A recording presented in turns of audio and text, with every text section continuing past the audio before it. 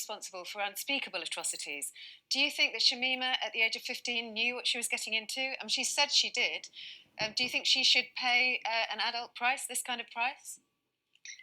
For me, it's really a question of equity. I think when we talk about, Shamima Begum, we talk about 15-year-old who was groomed. We talk about, I think we've got to take into account the fact that ISIS have been very pernicious with the kind of propaganda they've been using to lure young girls to Syria with, kind of so-called jihadi feminism, with the prospects of marrying some kind of warrior. These are all kind of, debris of grooming. Perhaps not the same outcome as, say, what happened with the Rochdale and Rotherham grooming scandal.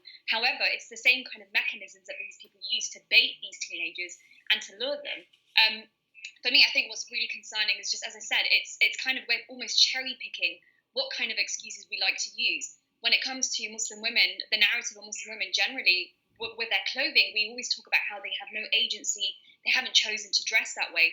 And yet, when we're talking about a 15-year-old British girl, British teenager, British young woman, who happens to be Muslim, happens to be Bangladeshi, all of a sudden she has all the agency in the world, and she's the one who made that decision purely on her own. So it's because she's a woman, you think she's been treated harshly, and because she's a Muslim woman, you think there's something going on there?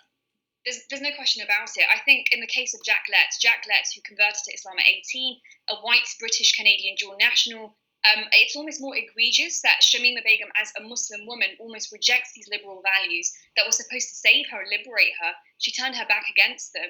And I feel like the backlash against her was more kind of vicious, if you'd like. She was also a mother, so I suppose, obviously, the public kind of saw that as a hugely irresponsible decision to make, given that she had children as well. So absolutely, I feel like, ironically, maybe ironic, maybe not so ironic, within this country alone, more than half of Islamophobic attacks have been against visibly Muslim women. And yet, we always talk about, Muslim women need to be saved. How about in the case of Shamima Begum, where in the name of protecting liberal values, we're actually defiling them? We're becoming illiberal in trying to protect these values. Emma, is this Islamophobia?